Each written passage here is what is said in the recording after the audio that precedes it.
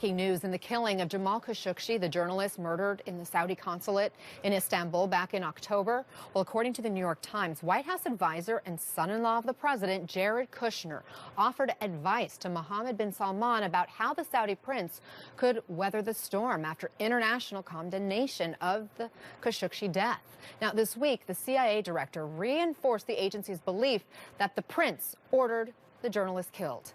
CNN has reached out to the White House for a response. Khashoggi's editor at the Washington Post, Karen Attiah, responding to the New York Times reporting, tweeting, "This is insane." And joining me now is Washington investigative reporter for the New York Times, Mark Mazzetti. He co-wrote this story. Mark, you write that Kushner became the prince's most important defender within the White House after this scandal. Brooke, tell us about the advice Kushner gave to the prince and the relationship the two have cultivated. The relationship is one that's gone on for about 2 years, really since President Trump was elected during the transition. Kushner starts getting kind of a tutorial about the region, and he comes to understand the significance of this young prince, who at the time, remember, was the third-ranking person in Saudi Arabia. Now he is the crown prince, the heir to the throne. Since Khashoggi's killing, we report that he's continued these messaging conversations with Mohammed bin Salman, and some of the advice he's given is unclear, but it's our understanding that he has been advising him to settle some of his problems in the region, within the kingdom, avoid mistakes, that clearly the killing of Khashoggi was more than a mistake, but he sees MBS as someone who is the future, and I think an important ally to the United States. President Trump has obviously been criticized for his lack of response to Khashoggi's death. Is Jared Kushner part of the calculus this administration is making? So our understanding certainly is that Jared Kushner has argued since the killing, basically that this relationship is important, it needs to survive, and in essence, there's a lot at stake in the U.S.-Saudi partnership. And so sort of keep the big picture in mind, known as saying that he's condoning the killing, certainly, but that he's saying that you've got to look at the long term, and also that this young crown prince is the long-term future of Saudi Arabia, someone who could potentially rule the kingdom for decades. I think it's so fascinating that in your reporting, you talk about this relationship between Kushner and MBS being something the Saudis really wanted, that Saudi officials sought out. Is there a chance that they're using Kushner as a pawn? Well, I don't know about that, and we don't infer that in our reporting, certainly. We do say, though, that they saw Jared Kushner as an important voice, an influential voice in the White House, someone who he said at the very beginning wanted to deal with the Israel-Palestine issue. It's something he believes in very strongly, and the Saudis have always been seen as a linchpin for that. So they saw each other as important, and they saw each other as useful partners to get the things done that they wanted done. Mark Mazzetti, a really interesting piece. Thank you for your reporting and for joining us and sharing it with us. We appreciate it. Sure, thank you. Trump National Golf Club in Bedminster, New Jersey, knowingly hired illegal immigrants. The paper tracked down 2 women. One was a housekeeper who says she interacted with the president and his family. And CNN's Polo Sandoval is joining us now. You spoke to these women. What did you learn? Yeah, and I actually had an opportunity to speak to 2 of the 4 women who have been talked about and reported on by the New York Times, as you mentioned here. They say that they have no regrets about stepping into the spotlight, sharing their story. They say that this is a blatant example of hypocrisy from the commander-in-chief. Yo entré a trabajar el campo de golf. Sandra Diaz and Victorina Morales are the first to speak out publicly about their experience working at a Donald Trump golf resort as undocumented women. As first reported by the New York Times Thursday, both were hired as housekeepers at the Trump National Golf Club in Bedminster, New Jersey. Morales says she was hired in 2013.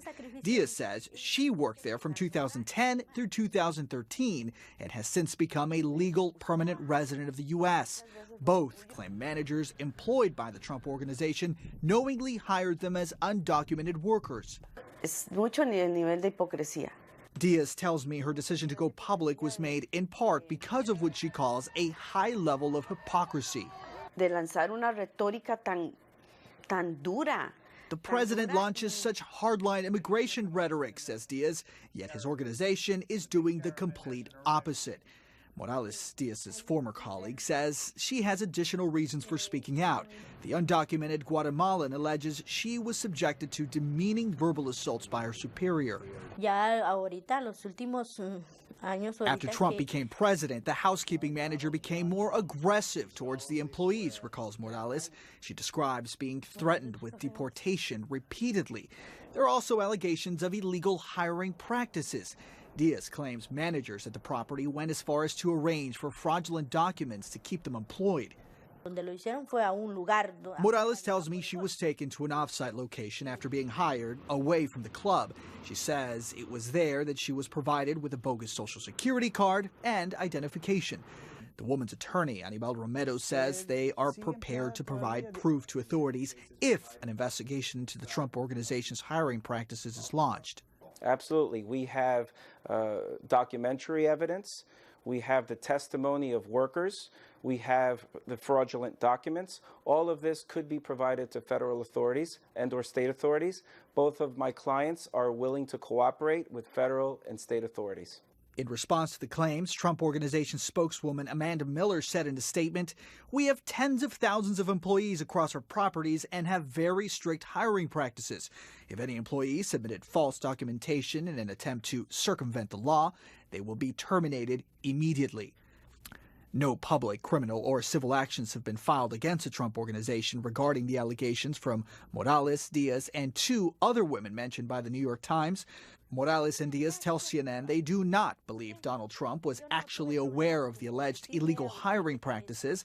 They even have fond memories of their early years working at the Trump property. Era un orgullo. I was very proud to say that I work there, says Diaz. And we spoke to Morales, asked her if she is still technically employed by the Trump Organization. She said that she hasn't heard otherwise on it, which leads her to believe that she technically is still in the books. Now, as for the attorney who we just heard from, he said that he is now considering potentially following up with a civil lawsuit against the Trump administration. In this case, it would be for employment discrimination. Certainly going to be something to watch, especially if he says what he says he would do, which is produce evidence that the Trump Organization provided this kind of falsified. Moments ago, President Trump in the crowd with Army cadets after tossing the coin at the start of the annual Army-Navy football game. And at halftime, as is tradition, the president will then move over and sit with the Navy midshipmen. On his way to the game, when he was leaving the White House, the president confirmed some news about his chief of staff. John Kelly will be leaving, but I don't know if I can say retiring, but he's a great guy. John Kelly will be leaving at the end of the year. We'll be announcing who will be taking John's place. It might be on an interim basis. I'll be announcing that over the next day or two. Despite those words of praise from the president, his relationship with Kelly hasn't exactly been smooth sailing. CNN's Ryan Nobles takes a look back at Kelly's embattled tenure. John Kelly, the former Marine Corps general, was expected to bring a military-style sense of order to the White House. As chief of staff. That's right, sir. Kelly quickly reined in access to the president, tried to control who could call Trump directly, and played a big role in staffing, as evidence of his quick disposal of former communications director Anthony Scaramucci, something Scaramucci is still sore over, as evidence from this interview on NBC's Meet the Press. And he's hurt the president, and he has hissy fits. But within weeks, Kelly was forced to confront a series of controversial moves by President Trump that left the White House reeling. In the wake of the racially charged riots in Charlottesville, Kelly was photographed in the background of Trump Tower, looking dour as Trump spoke. I think there's blame on both sides, and I have no doubt about it, and you don't have any doubt about it either. Kelly had urged the president to offer a more forceful condemnation of the white supremacists involved, but Trump did not take the advice. The relationship really started to unravel during the public relations disaster surrounding former staff secretary Rob Porter. Porter was accused of abuse by two ex-wives. Kelly initially defended him. The president personally blamed his chief of staff for the fallout. Despite the hiccups, the president repeatedly sang Kelly's praises on Twitter and pushed back on reports that he was unhappy with his work. He's doing a great job. He will be here, in my opinion, for the entire 7 remaining years. Behind the scenes, it was a different story. In Bob Woodward's book, Fear, the veteran journalist quotes Kelly as describing Trump as a, quote, idiot, and also said, "We're in crazy town. I don't even know why any of us are here. This is the worst job I've ever had." Kelly later called that, quote, BS, and Trump said publicly he believed him. Their public pronouncements aside, the tension inside the West Wing was obvious. Kelly recently got into a heated shouting match with National Security Advisor John Bolton. And now that it may be finally the end of his tenure, Kelly and the president are no longer speaking. For Kelly, leaving this job may actually come as a welcome relief. The last thing I wanted to do was walk away from one of the great honors of my life, being the Secretary of Homeland Security. But I did something wrong, and God punished me, I guess. Ryan Nobles, CNN, Washington. And again, as we just learned from the president himself, John Kelly will leave his position as chief of staff by the end of the year. President Trump firing back against his former Secretary of State, Rex Tillerson, calling him dumb as a rock. This after Tillerson finally breaks his silence and claims some of Trump's ideas would have broken the law. Wait until you see this. You're live in the CNN newsroom. Don't go anywhere. Fast enough, he was lazy as well. Lazy as hell, actually. Keep in mind, the president himself hired Rex Tillerson as Secretary of State. As President Trump often says, he only hires the best people. So what sparked this feud? Listen to Tillerson in a rare interview this week. I had never met Donald Trump until the day he asked me to be Secretary of State. He acts on his instincts. In some respects, that looks like impulsiveness, but it's not his intent to act on impulse. I think he really is trying to act on his instincts. It was challenging for me, coming from the disciplined, highly process-oriented ExxonMobil Corporation, to go to work for a man who is pretty undisciplined, doesn't like to read, doesn't read briefing reports, doesn't like to get into the details of a lot of things. Bear in mind, Tillerson is known to be disciplined, to be rather tight-lipped, safe with his word choice. Now, this feud just adds to what was a heck of the week for this president. Joining me now, Olivia Nuzzi, the Washington correspondent for New York Magazine, and Esquire Magazine's chief political correspondent, Ryan Lizza. Olivia, Rex Tillerson is a former cabinet member. He now says he had to tell the president that some of his thoughts in terms of what he wanted to do weren't even legal. Why do you think he's just speaking up about this now? You know, it's unusual because there were a lot of reports to this effect that I believe Tillerson denied when he was still in the administration. We've seen a lot in the various books that have come out about this administration, the first year of the White House, that pretty much say exactly what Tillerson was saying, that the president did not understand a process. He would just want something done, want it done now, and he would have to be kind of talked to, scolded like a child, and told that that's not how the government works. That's not how you run a country. I don't know why he would wait so long to speak out, other than perhaps he was hoping to kind of not find himself the subject of the palace intrigue stories not mentioned anymore, be able to kind of fade away into the background, or maybe he felt that he had a duty to speak candidly about what really went on. But not very many people, even in the books that have been written, with the exception of someone like Omarosa, have come out and, on the record at least, spoken honestly about what it was really like to work there. I think people are still afraid of upsetting him because you see the result of it. Speaking of palace intrigue, now we know John Kelly is leaving. I mean, we know the two. There've been a lot of comments about when John Kelly would leave. It seemed inevitable, Ryan. But now the president and him aren't even on speaking terms, we've learned, and yet he's not leaving until the end of the year. So are you surprised he's sticking around a few more weeks? I mean, imagine the closest person you are at work, the person who's, you know, your chief of staff, and not even talking to them, right? It'd be an awkward Christmas party. Imagine you and your executive producer just didn't talk at all. I mean, that's the equivalent here. And that's like the mountain of dysfunction is just like the icing on it. And that position is just impossible, right? Because the chief of staff's job is to do all of the things that Trump doesn't want you to do. do, right? It's to control who he talks to. It's to control the flow of information. And Trump doesn't like that. When he ran the Trump Organization, he did not have a chief of staff-like role, right? He had these competing power centers and a sort of flat hierarchy.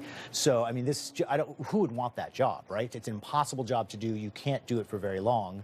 It's starting to feel a little bit like the drummer in Spinal Tap, you know, where you're just not going to be around it's like you're all that long for punishment, right? And other White Houses have had multiple chiefs of staff, so in some ways you can say, you know, give this president is usually the average. The pre-Trump average was about 18 months, right? You know, so Kelly started He's in a little the summer. ahead of that average, obviously, but So the it's president. not There's a tweet that for everything. The president has tweeted about other chiefs of staff. Moving on, let me remind you of this tweet.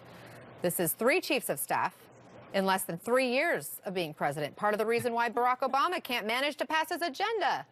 Olivia, who do you think could do this job well in the Trump administration? Because clearly he hasn't been happy with Reince Priebus or John Kelly. Well, I guess the question is, how do you judge doing this job well, right? If we're judging it by the previous ways, you said that you typically do this job organizing the White House, making staffing decisions, making sure there's a process, making sure the president's informed. I don't think that anyone could really do that job and remain in the president's good graces. And he's the chief of staff, right? I mean, the president, that's how he runs the White House. He runs it, he sort of, if not micromanages it, he doesn't want one powerful person in control of the staff, right? He wants to be there, you know. Remember, like the day that he brought you in to the Oval Office when you were working on that story, that clearly came from him, right? No one else on the staff. Like Trump is talking to his staff. He's not, you know, distant from the staff the way previous presidents have been, and where they leave a lot to the chief of staff to run.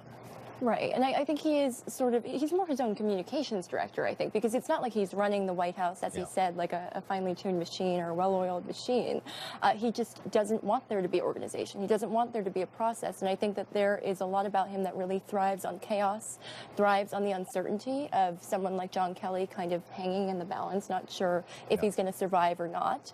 And I think that a lot of the day-to-day of governing really bores him, and so to kind of make up for that, he is having these petty dramas about who's going to survive into the next year. Well, contemplate this. If you are approached to do the position, you got to factor in what other people in his inner circle are now experiencing, because people who have been convicted or pleaded guilty have been very close to Trump. Look at this. This is in the Mueller investigation. Trump's personal attorney, Trump's former campaign chairman, Trump's former White House national security advisor, Trump's former campaign advisor, Trump's former deputy campaign chairman. I mean, it's proving to be risky to be in Trump's orbit. Day one, you hire a lawyer, right, on the job in that White House. Yeah, I spoke to someone yesterday, actually, who I know the president has spoken about having interest in them being the chief of staff, and I asked, would you take the job? And they said, absolutely not, under no circumstance. I'd rather be outside advising. And I think that's how a lot of people who would seem credible, who seem like they have the credentials that would typically make them qualified for this job, I think that's how they feel right now, that it's just not worth it. And it's not as though you gain a sheen of credibility spending time in this White House that you could go trade on in the private sector, like in previous administrations. I think it makes people reluctant to hire you. That's a good point. I mean, he already had trouble getting people into his administration, like Republicans, because he was such a controversial Republican. But if you are on the outside and you look at what happened with Rex Tillerson, someone who was the CEO of one of the biggest companies in the world and well respected, if you look at Kelly, this general who was admired by both sides of the political aisle, you know, I don't think anyone looks at them and says their reputations are enhanced having gone in and worked for the president. And even look at someone like Reince Priebus, right, who beforehand, and the list goes on and on. Guys, I got to wrap this up because we're out of time. But thank you for the thoughts, and we'll have you back once we find out who the next person will be. I'm sure, which should be in the next, hopefully, couple of